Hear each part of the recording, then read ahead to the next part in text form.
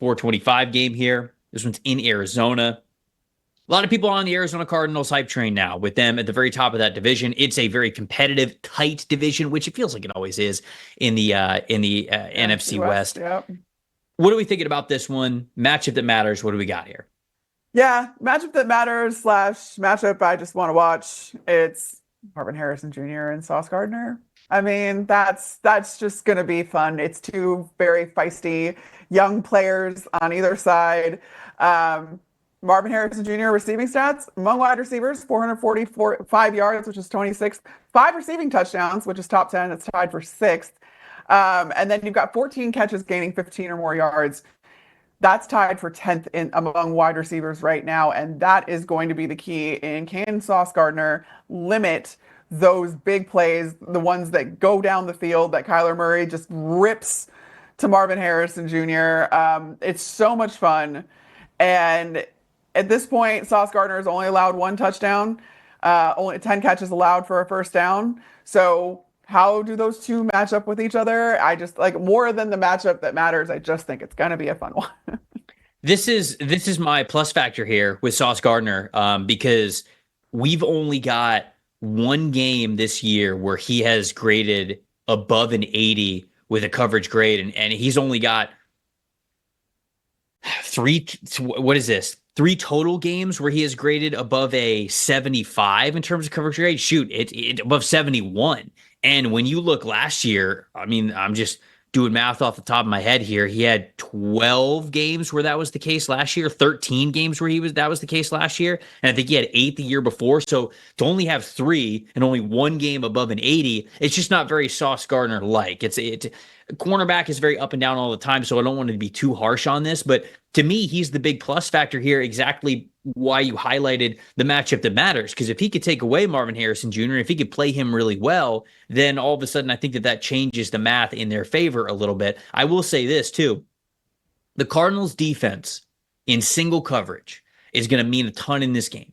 Because if there is anything that I have learned from the New York Jets through 9 weeks of the season, they're going to play ISO ball, and that is just the way their offense is going to go. And if it is not clicking, then it's going to look like the first half of that Thursday night football game that we saw against the Houston Texans, which was ugly. Mm-hmm. And then in the second half, when it's clicking, it looks fun as hell. It's Garrett Wilson, it's Devontae Adams, it's Aaron Rodgers throwing the beautiful flick passes to the sideline. It's just going straight to the receiver, right? It's all the beautiful timing stuff. It's wonderful. And it's some of the most picturesque offense that you can have when that kind of single coverage ISO offense works. When it doesn't, it is barren. You do not get any sort of movement. It's 3 and outs. It's low EPA. It's everything. So the Jets right now, 116 passing attempts versus single coverage. That is the 5th most in the NFL. And they have 10, they're 10th in big time throw percentage against single coverage. So it is not only something that they are comfortable going after, it is something that they invite. They invite teams to be able to do this because often it's a really difficult thing to do. Complete these passes against single coverage, especially when you have the corners to be able to do it. Now the Cardinals, 20th in the NFL in passing grade allowed when they're in that single coverage format. So to me, this is an area where the Cardinals have to be better in single coverage situations because this is exactly what the Jets want to do. And if you could slow them down here, then obviously we have seen a recipe like what Houston gave us last Thursday where you could just halt this offense altogether.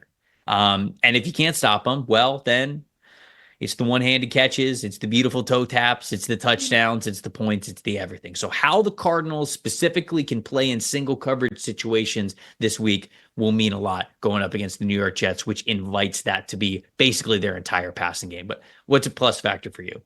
Yeah, I'm going to the other side of the ball for the Cardinals again, which is it's James Conner. And he was such a huge part of why the Cardinals were able to score 29 points versus this Bears defense that hadn't given up more than 21 prior to coming into this game.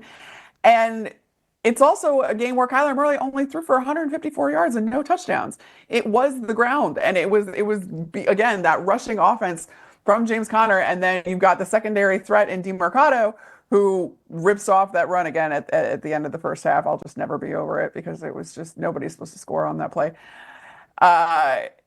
If James Conner can keep this up against this Jets defense that again is going to, and with the scramble threat that Kyler Murray is too. I mean, he factors into this, and his little sonic legs. He factors into this incredibly well when James Conner gets going, and I think that the Cardinals have seen a lot of success when James Conner is rolling, and so can he do that again against this Jets defense, which has tapered off since the firing of Robert Saleh?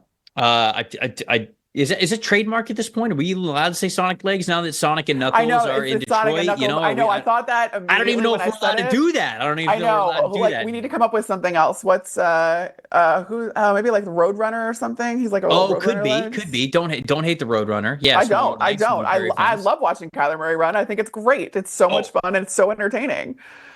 before we move on to the next game, I misspoke. The Cardinals aren't 20th in the NFL in single coverage grade. They are 15th in the NFL in single coverage grade. But when it comes to EPA per play allowed against the pass, they are 26. So it is, Oh, again, an area where they struggle. They need to step up a little bit more because we know the Jets are going to pass a lot out of those situations. So just wanted to clarify myself there before we moved on. Thanks for watching, everybody. Make sure you like and subscribe the video. And if you don't have a PFF Plus subscription, you can get one to see all the premium stats that we talked about here on the show, plus the expert betting and fantasy advice over at subscribe.pff.com. The description is also right below. So if you are not a PFF Plus subscriber, you can become one today.